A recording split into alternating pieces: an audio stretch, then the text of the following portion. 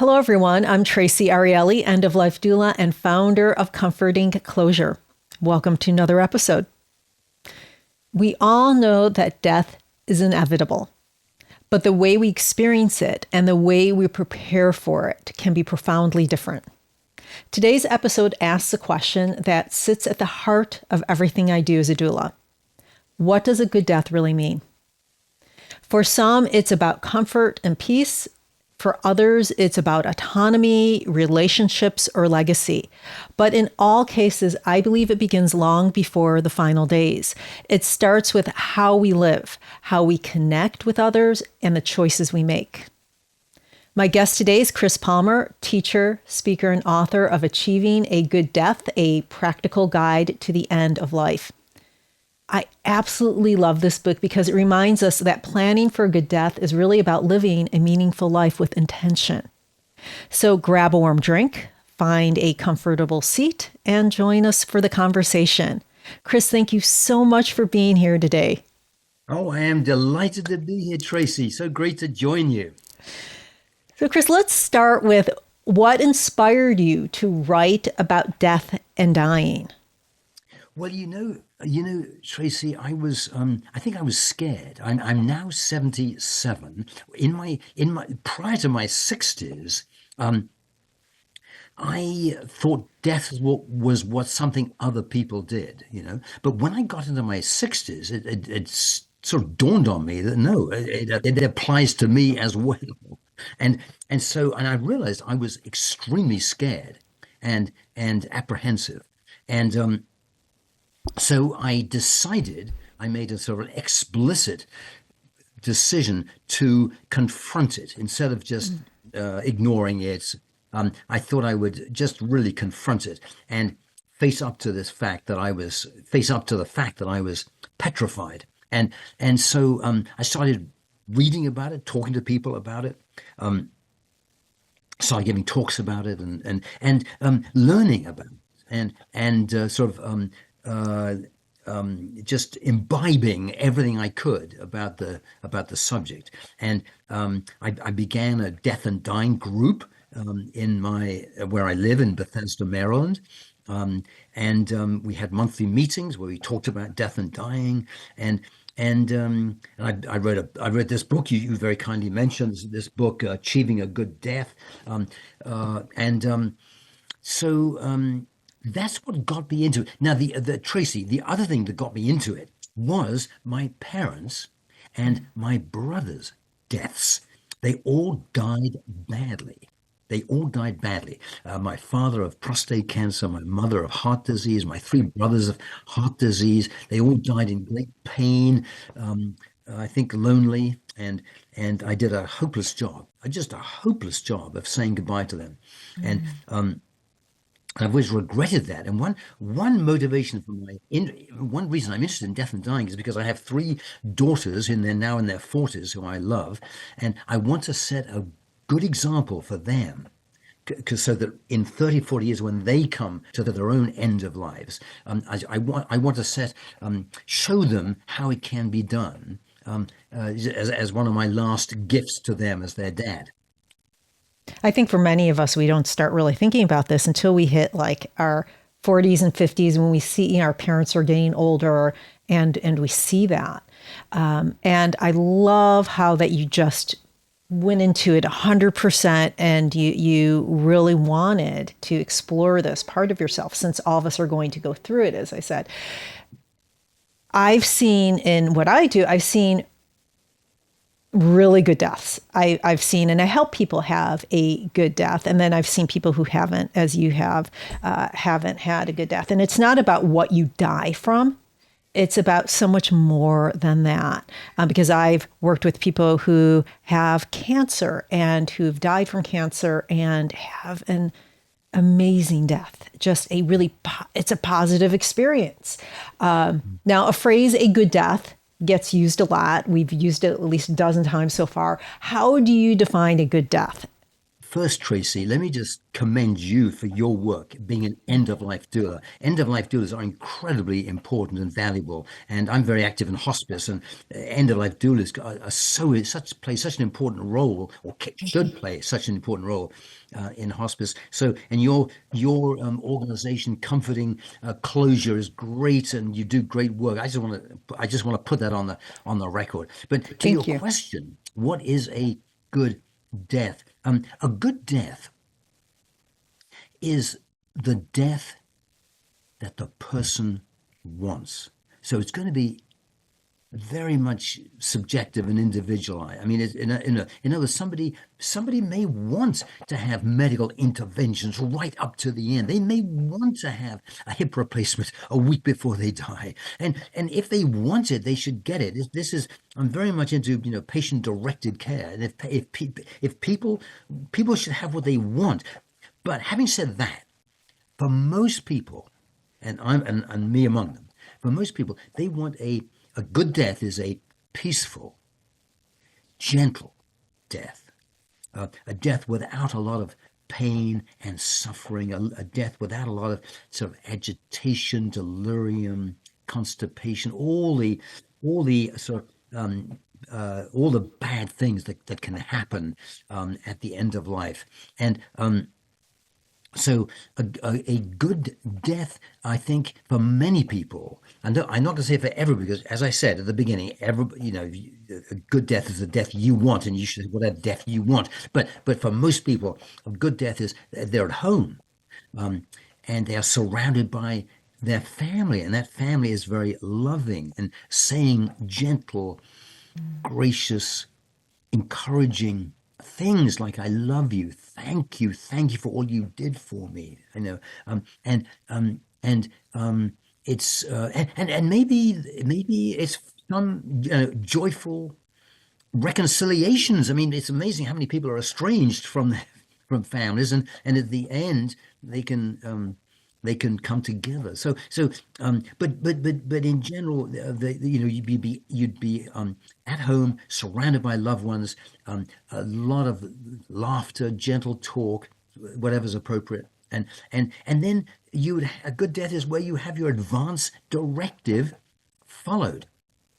And your dementia rider to that advance directive followed, for example, and so what you would get what you asked for, and then I suppose the other thing about a good death, Tracy, is that it is you have a sense of completeness. You have a sense that okay, my life is complete. I've done what I need to do. I wrote an ethical will. I've told people how I want my body disposed of.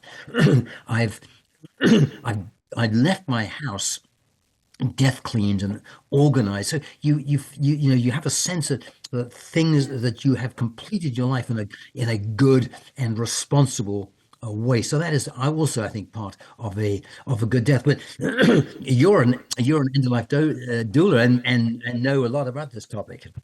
Always, when I have these conversations with people, I always talk about quality of life. Yeah. And I've been brought in many times when a person is in a skilled nursing facility or in the hospital, and their family wants me to have that discussion with them about, when is it time to go into hospice? Are you ready yet? And it all centers around quality of life. So quality of life is, when I work with people, that is mainly what we talk about. Even when we're going through the advanced directive, I always start with quality of life, because that is going to inform what you want your death to be. Also, I think one of the wonderful things about contemplating what you want at the end of your life when you are dying is that is a blueprint for your life. If you talked about having those loved ones around and having your friends and making sure people know how you love them and hearing from them how they love you. So you have to set certain things in motion in order to get there. And so I think it's a wonderful opportunity. And there's so many courses and workshops that really, I'm sure many people don't, I'm in this world, so I hear about them, but there are wonderful workshops. I know, like, as an example, the Morbid Anatomy, which is this shop in New York. They have workshops that where you look at your life and do just what I said. And so it is, it informs how you want to die, really informs how you want to live. And so the discussions of how you want to live and that quality of life is that's one of the wonderful things about contemplating your death. And I know that your writing, which, as I said, I love the book just from even the beginning, the introduction was about focusing on quality of life and the things that you want to do to remain as healthy as possible. Why do you think that conversations in the mainstream often miss that connection between how you want to die and how you want to live? And how do you think we could change that to focus more, on, how do we focus more on that living aspect of dying? Yeah, that's such a good question, Tracy. And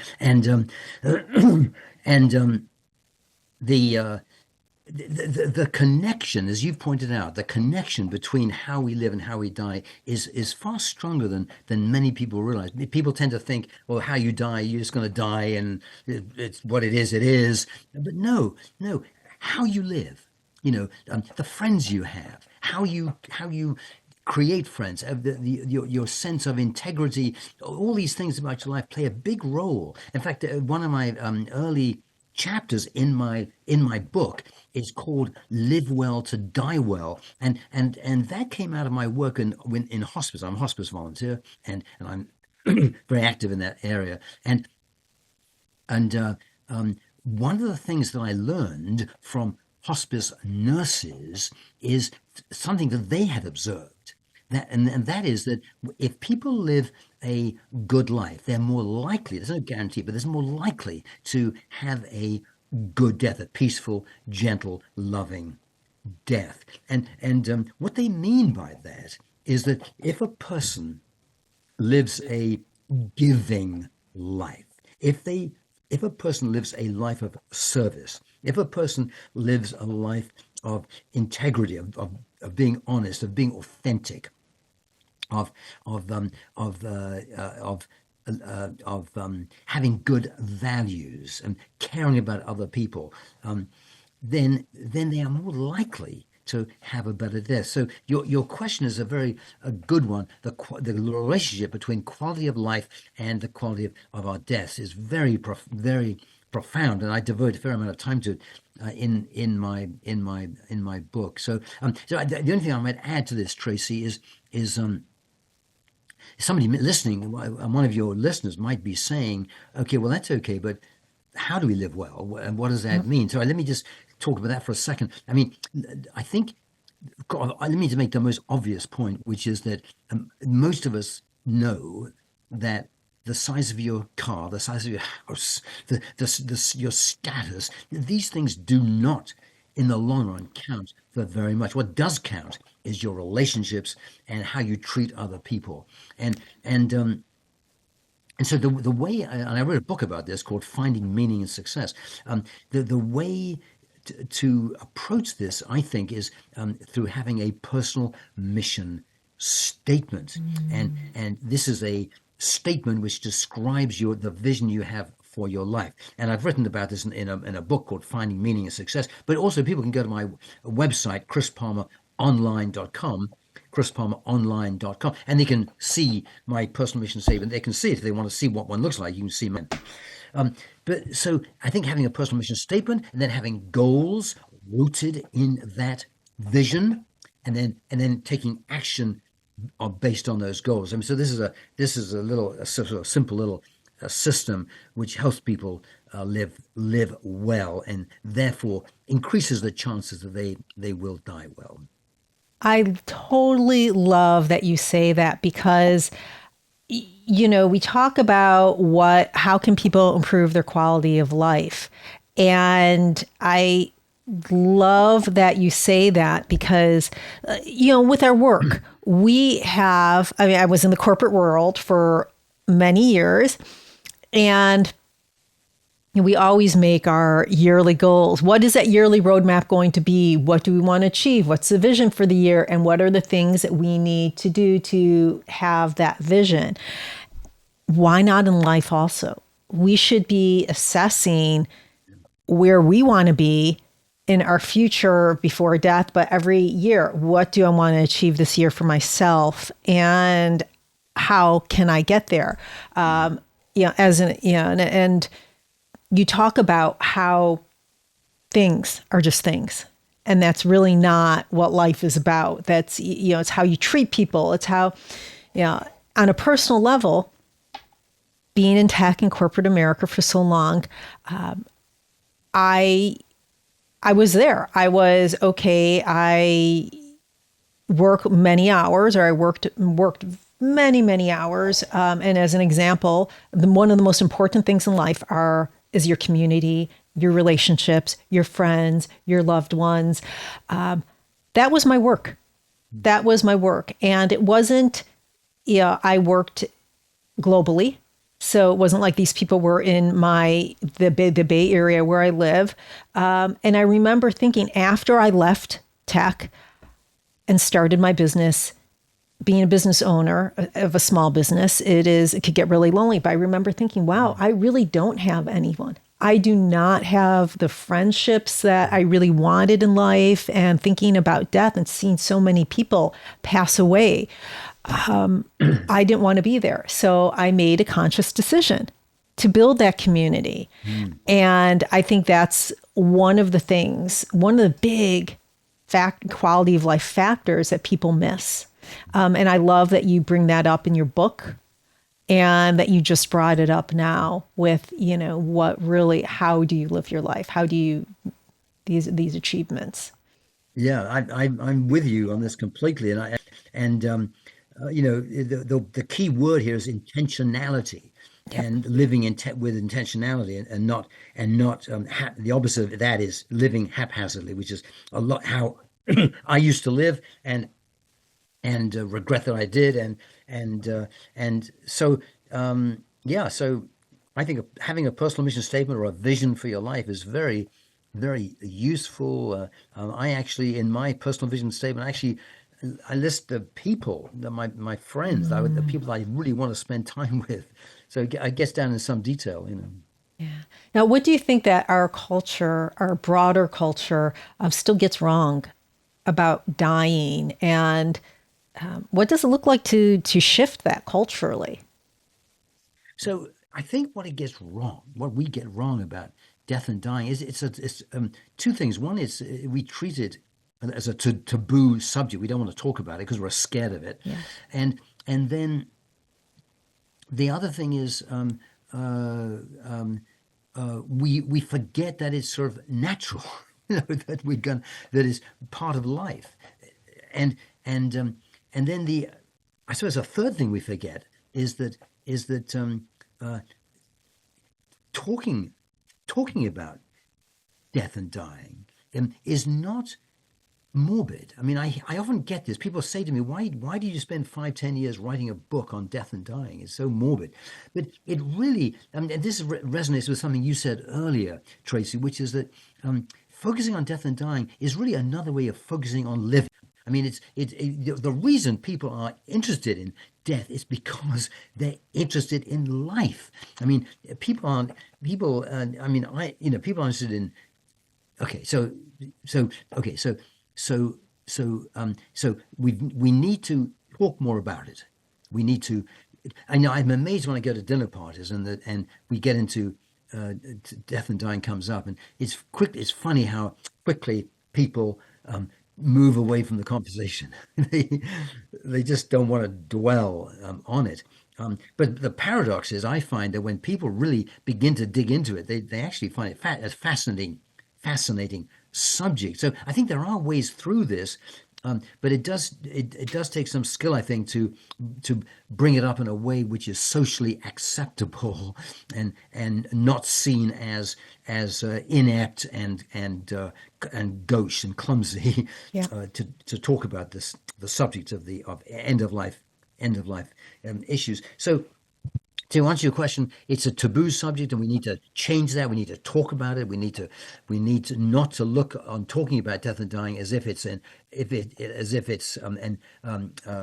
socially inept thing to do. And then we need to recognize the way thinking about death and remembering that we're going to die can actually have this amazing impact on our lives. I mean, if we face up to the fact we're going to die, then we can face up to the fact that, hey, my time is limited. I'm only here for a short time. I need to take advantage of everything I can. I need to live to the fullest. I need to spend time with the people I love, because I don't have forever. I'm going to die. So therefore, I have limited time, and I need to really spend time on the things that matter. Because if I don't, my time's going to be up, and I won't have the chance to do it. I mean, I can't tell you how many people. Oh, you know this, Traci, better than I do. How many people on their deathbed regret that they didn't spend more time on things that really mattered to them, certain relationships or whatever. Or projects, and so we need to. So recognizing that death can have this very positive impact on how we live and help us to live to the fullest, make us more reflective. Hey, I've only got a certain amount of time left. Let me think about this. What does this mean? It means that I've got to live to the fullest right now, because I only have a limited time. Yeah. And it's an amazing way to live. It really is a great way to live. When I talk about death, or when people learn I'm an end-of-life doula, all I have to say is I'm an end-of-life doula. And when people, and they're, some people are like, what's that? Most people are like, what's that? And I tell them, usually, some are like, oh my gosh, how can you do that? But most people, all of a sudden, they want to talk about death. Even yesterday, I was walking to my car from visiting a client, and someone was walking his dog, and he said, oh, so are you just working in the neighborhood? I said, yeah, I'm an end-of-life doula. And he knew what it was. And he said, then we got into this 15-minute conversation about it. And it was just, he wanted to talk about it. And because so few people do. So I find that there's either people who really shy away from it, as you said, and then there is a great majority of people who want to talk about death. Yeah. And I think it's opened up a lot since, of course, COVID. I think that death is much more at the forefront than it was before. And I also believe, at least in the United States, with everything that's happening now, we're talking about Medicare, we're talking about Medicaid, people are looking at what their life can be in the future. And so that those conversations about health and about death are becoming much more common. Hopefully that continues. But speaking of healthcare, I know that you talk about in your book over medicalizing dying. And it's so interesting because in the United States, we default to more treatment. And I was talking to someone who works in hospice and at the Hospice Foundation of America. And I interviewed her. And I remember during our interview, she said, because she was from the UK, and she said, one thing that really surprised me when I got to America, you guys are like the Wild West here. You feel like you're entitled to continue with like the 20th round of chemo. And in the UK, we wouldn't do that, because if you go through 4 or 5 rounds of chemo and there is nothing, you're not getting better, then we know it's not going to work. You are dying. And so we stop chemo. That's just, so, why do you think that we tend to default to more treatment instead of asking people, what do you value with the time that you have left?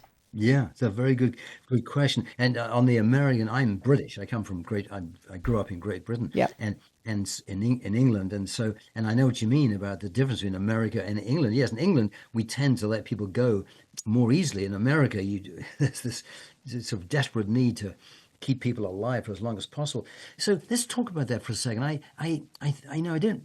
I think one of the problems I think is medical schools. I mean, doctors go through medical school and they are hardwired to save people. The Hippocratic Oath is not defined less as reduce suffering, which is how I would look at it, and more as let's keep people alive as long as possible, regardless of their quality of life. And this is crazy, and people get put on this conveyor belt of treatments, Yeah. and in this country, in this country, we give people significant medical interventions right up to their death. I remember my daughter, Christina, who is a doctor, when she went through medical school, called me one night, quite upset because an elderly man, about 91, I think he was, they'd called a code on him. He was 91. They called code on him, and about 30 doctors and nurses all run, as they do when a code is called, to run to the operator, to the room where he was, and they sort of were crushed his ribs and to try and bring him back alive. My daughter said it was ludicrous. Everyone knew he couldn't survive this very tough physical abuse. But they did, I suppose, because they could turn to the family and say, we did everything we could, even though it was just pointless and stupid. Um, so, um, so I think, and the other interesting thing to point out here, I think, Tracy, is that doctors, there's a significant amount of research saying that doctors don't do this to themselves. Yes, they will tell their patients to have more chemo, try this. Oh, there's a treatment here, try this new treatment, and do everything they can to. But when it comes to themselves, they will say, no, give me comfort care. I don't Yeah. want radiation. I don't want chemo. I don't want that surgery, because they've seen how punishing Yeah. it can be on patients. I know that Stanford, I forget what year, God, I forget what year, it was in the 2000s, but they did all their physicians, they surveyed saying, would you get CPR? Would you do, Yeah. life sustaining treatments? Over 90%, I think it was over 91% of them said, no way. No, no way, No Jose. way. And this was all ages. It wasn't just like older doctors. This was Yeah, all of the doctors. yeah, So yeah, that is very telling. yeah. No, I agree. And so yeah, so I think what this means is that we need to encourage people to complete their advance directives. This is so important, and supplement that by talking, encouraging people to talk with their loved ones and doctors about what they want. So you need you need an advance directive, something in writing saying how you want to be treated at the end of life. You need to establish specify a healthcare agent, someone to or a surrogate, different names, but uh, um, a healthcare agent to talk for you when you can no longer talk for yourself. And these people, the healthcare agents, need to really understand what you want. So if you say, listen, I don't want to have a mechanical ventilator. I do not want to be intubated. I do not want to have a peg feed, so that then your healthcare agent can say to the doctors, listen, Chris told me I know you're asking to put in a peg feed. Please do not do that. He asked specifically not to do that. It's in his advance directive, and he told me he doesn't want it. So please do not do that. Your healthcare agent needs to have some backbone, and because the pressure from healthcare providers, medical providers, doctors, so on, can be very um, uh, strong, because they are driven to keep you alive, regardless of your uh, quality of life. So And having those conversations are so important. And I'd recommend having more than one healthcare agent, healthcare proxy, have at least two, make sure they live in your area, at least one of them. And the conversations, even before you fill out the paperwork, that is really important, because only so that those 2 or 3 pages, those pieces of paper they can't cover all No, situations. that's right. And so having these people, that is the most important part of the advance directive, having those conversations. After you have conversations with the healthcare proxies, you bring in your family Mm. and you talk to them about with the healthcare proxies, and you talk to your doctors. Just like you said, you set up a separate time with your doctors, an appointment, Yeah, just to talk about your advance directive. That is how important it is. yes. I quite agree. Yeah. And, and I know with doctors, you're exactly right. And it's funny when my doctors know what I do, but when they find out, or when they found out what I did, every single doctor spent like 15 or 20 minutes with me talking about what I do, because they wanted to learn more. And they because it's so foreign to them. Yeah. But everyone's in agreement. Right. Even they're in agreement, but it's a really difficult mental transition, but it Yeah. is Yeah. very, very interesting. It is. And the thing I just add to what you've just said, um, Tracy, is there's a lot of room here for miscommunication. A doctor can say to a dying patient, "Oh, let's try one more. Let's try this. There's a new treatment, coming out of Stanford. Let's try this." And of course, you could see what's happening there. The doctor, when he uses the word treatment, realizes that this could give the patient, 2 or 3 more days of life. Whereas the patient hears the word treatment and hears the word cure. So, Yep. those sorts of miscommunications between medical providers and patients can happen too, and aggravate an already awkward situation. So how do we change that? Like professionally, like I know so many people professionally, and even people who aren't in this type of profession, they ask, how can we change that pattern? What does it look like to advocate for comfort or peace when the system is pushing these interventions? So I'm asking you to take and solve a problem right now, but a huge problem, a systemic Yeah. No, problem. well, no, it's a very, very good question. And I think for doctors, medical schools need to spend more time on old helping old people and helping people who are dying, and so doctors realize this is an important part. I would like doctors to realize, and medical schools to teach them that how a person dies is their job to help a person die well. Their job is not just to keep people alive. It is to keep people alive and to help them deal with diseases, but their job is also to help people die well. Most doctors will say, no, that's not my job. My job is just to keep, operate, take whatever's needed to stop them dying. But no, the doctors have a big role to play in helping people die peacefully. So I'd like doctors' jobs to be redefined to include that. And then the other thing is to just to go back to advanced directives. I mean, at the moment, it's shocking. Only 40% of people in this country have completed advanced directives, and in communities of color, that number declines to 20%. And Yes. I say, and this and this is not good. I mean, No. this is not good. That means people are not thinking about it, not talking about it, and so we need to encourage people. We need to organizations like AARP and other leading good organizations need to add this to their agendas to encourage people to talk about death and dying and complete their advanced directives and their dementia riders. And so uh, I think there's not one big thing that's going to solve the problem. It's Yep. going to be all of us gently leaning our weight in that direction, helping people get better prepared for dying. So this podcast, the work you do in comforting closure, the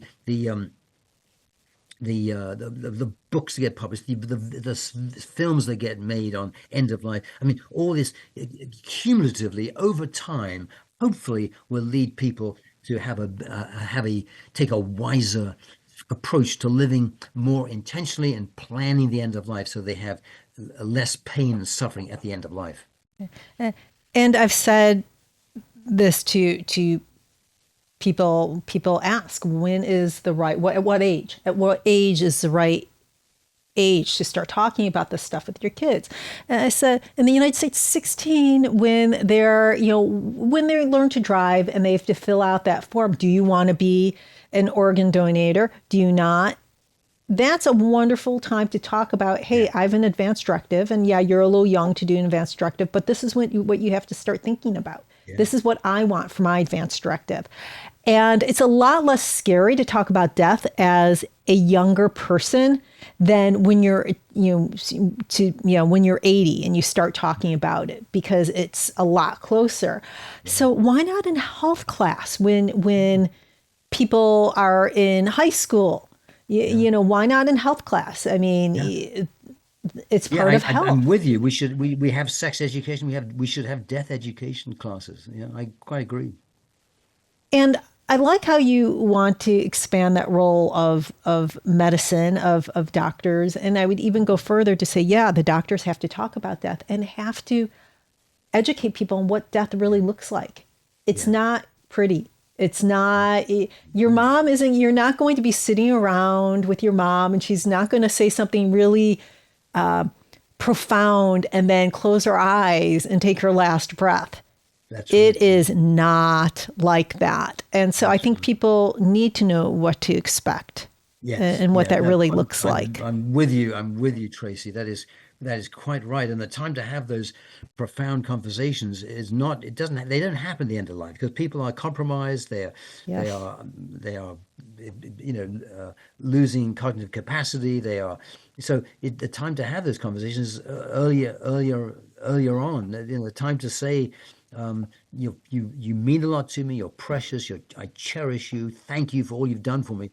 Those conversations should happen before we're on our deathbed, because on our deathbeds it's sometimes hard to have those conversations because people's abilities get compromised. So, people, as you said, they're very afraid of doing this. What are one or two really practical things that listeners, they get off, after they listen to this, what are one or two smart, practical things that they could start doing now to prepare for a better death?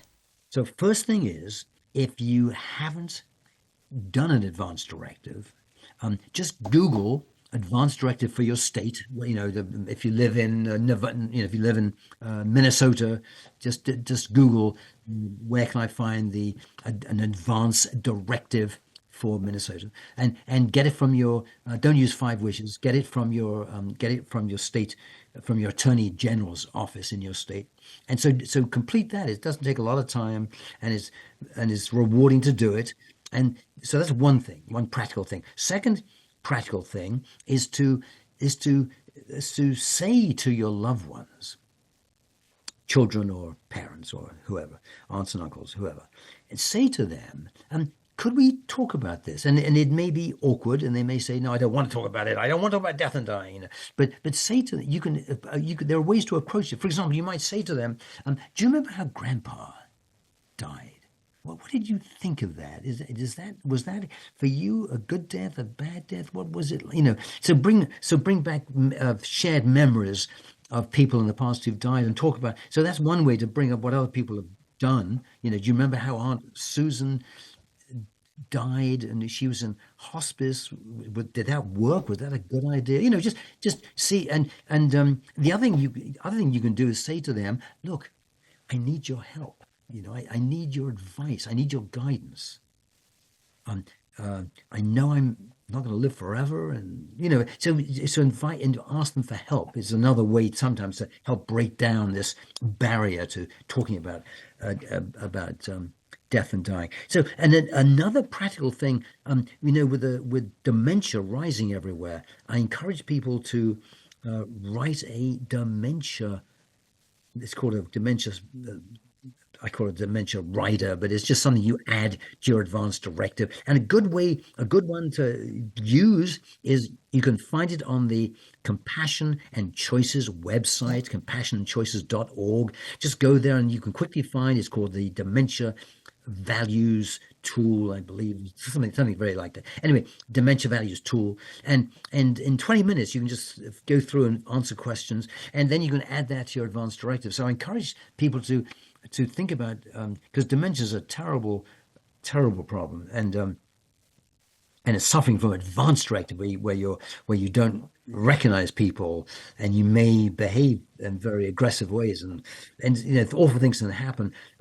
It's not something we need to help people avoid if they want to avoid it. So the another practical thing to do, I think, Tracy, is to write a letter to supplement what's in your advanced directive. Because an advanced directive, as you pointed out a minute ago, is limited in what it can achieve. It usually deals with extreme situations, like in an accident, or or whether you want CPR. But in real life, there's a thousand, 10,000 things can happen that you don't anticipate, and so one way to deal with that lack of knowledge is to describe the quality of life you want, and therefore that'll help your healthcare agent decide what medical treatments you might find acceptable. If you say that, look, life is not worth living if I don't recognize my loved ones and can't talk to my grandchildren, then that will help your healthcare agent decide what medical interventions are worth having for you, and so on. Anyway, so I think supplementing, another practical thing is supplementing your advanced directive with more general comments about the quality of life you think is worth having, or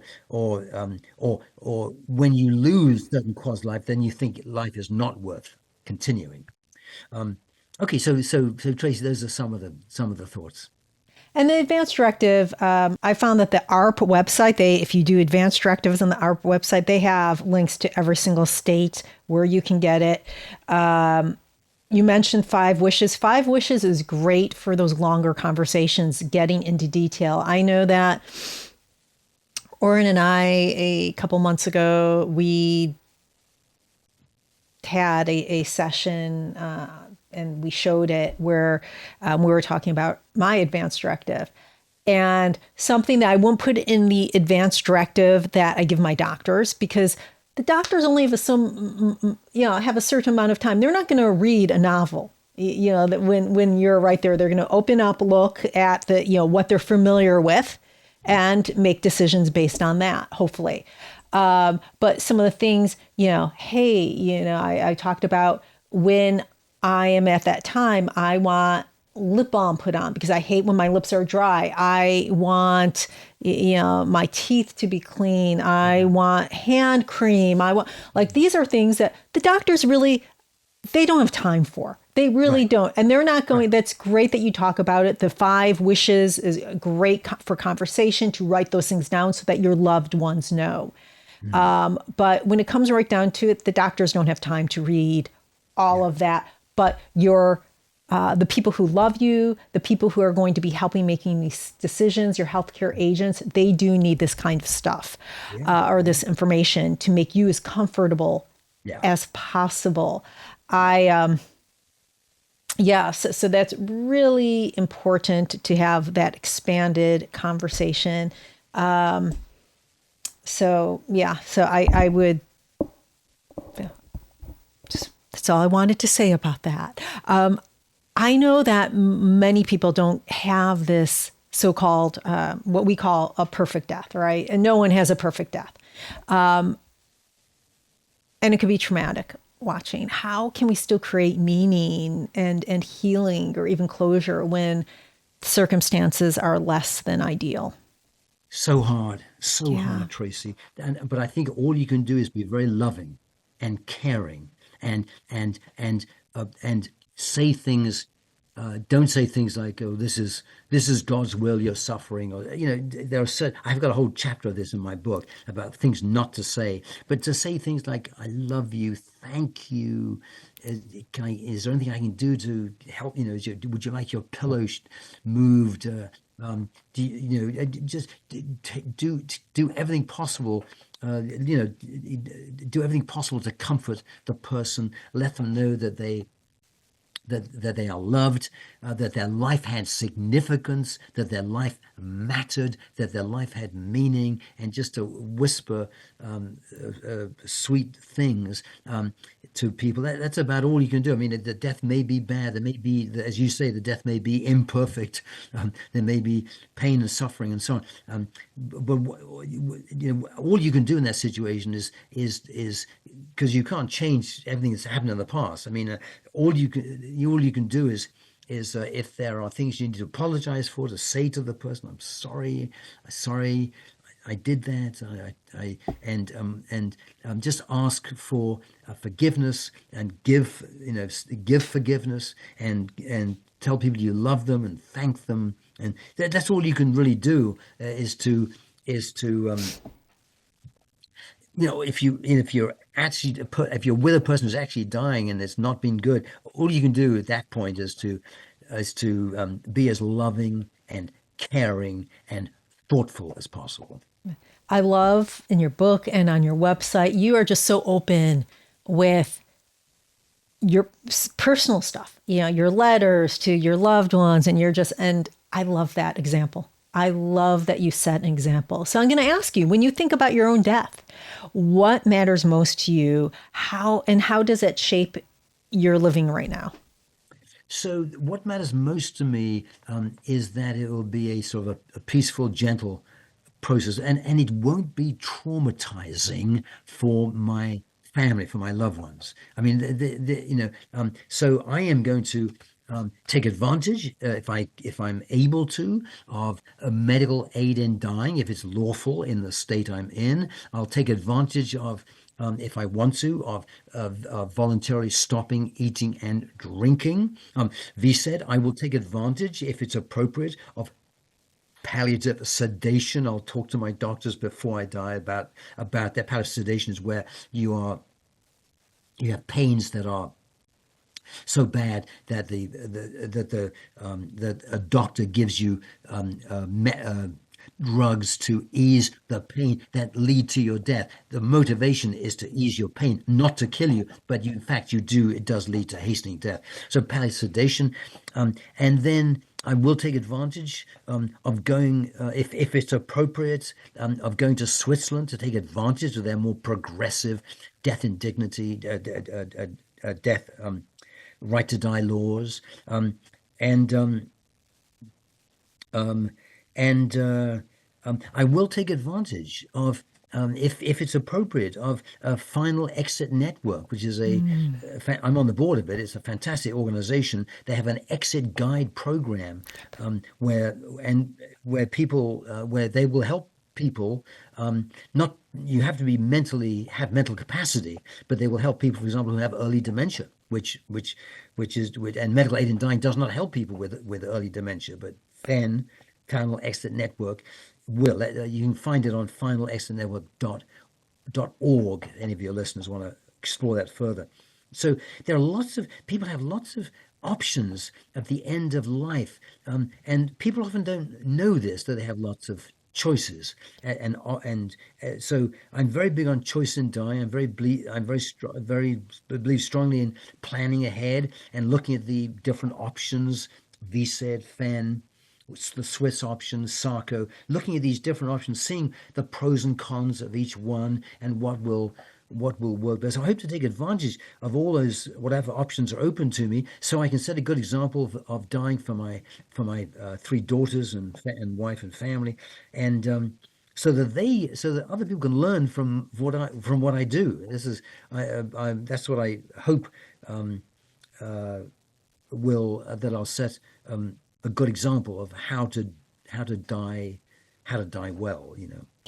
And I know in the United States, only 10 states and the District of Columbia allow medical aid in dying. And for listeners out there, you might hear the term MAID a lot, and that means medical aid in dying.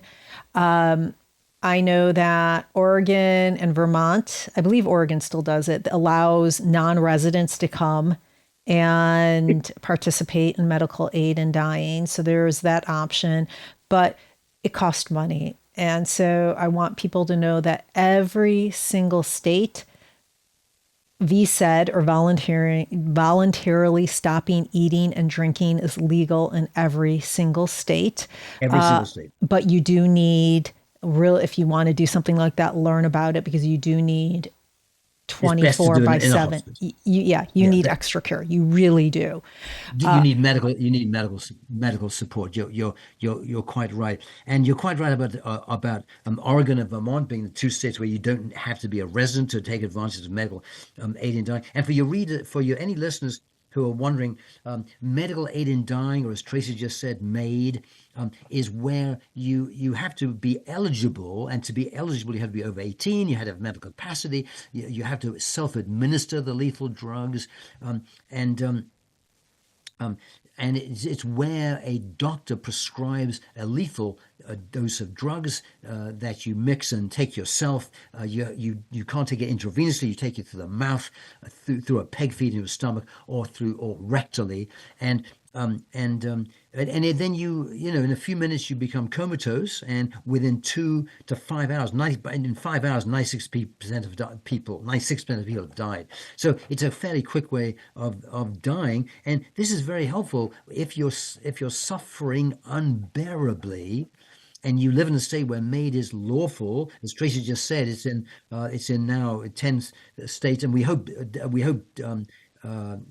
Delaware is about to make it lawful to be another. They'll make it another. There'll be another state, but it only reaches now about 20% of the population. So a lot of people can't access it. But medical aid in dying is one more option that people can consider if they want to hasten their death. If they're suffering unbearably with intractable pain, then if you live in a state where MAID is lawful, it's one option to consider.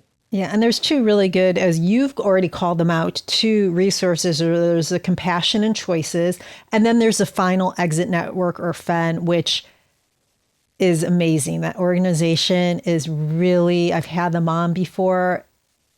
I have never met a group of people who's more educated about this than them. I mean, interviewed them. They are just, I can't say enough good things about Final Exit Network. I really can't. They're amazing. And the thing for people to realize about FEN is that they help people die who want to help, but they don't assist, because assisting a suicide is illegal. Yeah.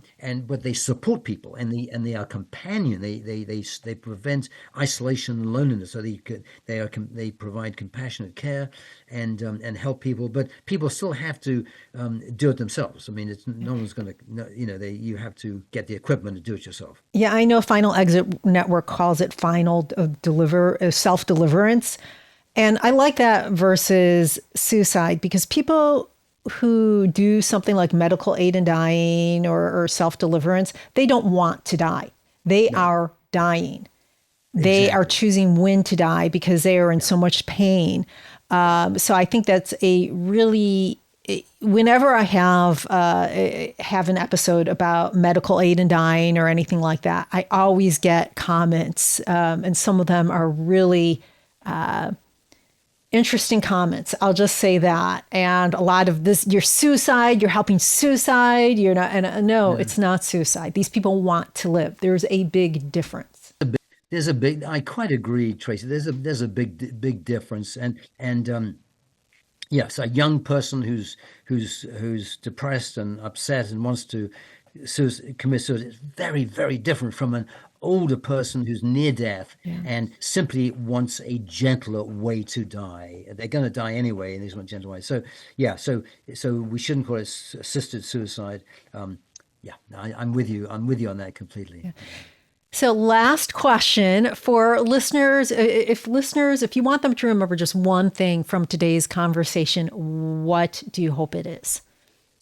To live with more intention. So think about, spend time reflecting on your life. What am I doing here? What is my purpose? Um, what what can I do to live more purposefully and with more meaning? How can I help other people? How can I spend more time doing something that will bring into my life more meaning and purpose, and remembering that we are going to die. We are, our lives can end at any time. We can be run over by a truck tomorrow, and so we have limited time. Even if you live till 98, that's still a limited time. And so you need really to do everything you can to plan to live a life so that when you do die, you can die peacefully, realizing that you have lived fully, that you have completed an ethical will, which tells your loved ones how much you love them and what you hope for them in their own lives, that you have death cleaned your house. So this is what I mean by living intentionally. You think about what needs to be done. How do I spend my time living a rewarding and a life that's worth living. And this is then will more likely to lead you to have a death which is peaceful and sort of satisfying.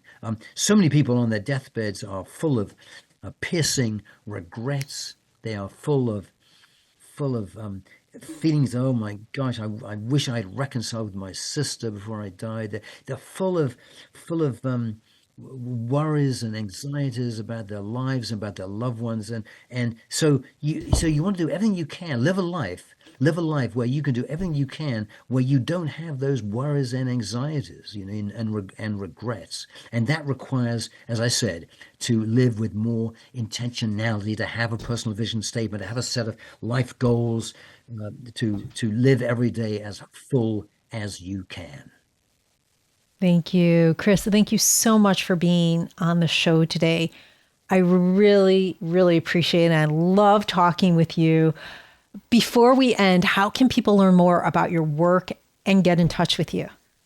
So my email, I welcome emails and people reaching out to me for help on things. It's Christopher.n, that's N for Nancy, Christopher.n.palmer@gmail.com. My website is Chris Palmer, chrispalmeronline.com. There are lots of freebies, lots of free handouts on my website. Take advantage of them, and then my book. This is my latest book, my 10th book. All proceeds from my books, including this one, go to fund student scholarships at American University, where I was a professor for 14 years. This book is called Achieving a Good Death, a practical guide to the end of life. People will find it very, very helpful, I think, in just learning what needs to be done. So email and website and my books are the best way to connect with me, which I welcome. Okay. Chris, thank you again. You're so generous with your time. I appreciate it. Listeners, if there's one thing I hope that you take with you today, it's that planning for a good death isn't about doom and gloom. It's about making the most of the time we have right now. It's about asking the deeper questions, having the harder conversations, and choosing to live with clarity, connection, and purpose. A good death starts with a life well lived. Thank you for joining us. If you have any questions, please comment below or reach out to me directly. And if you found this conversation to be helpful, please like, share, comment, and subscribe. This is Traci Arieli from Comforting Closure, wishing you peace and comfort in your journey. Until next time, take care.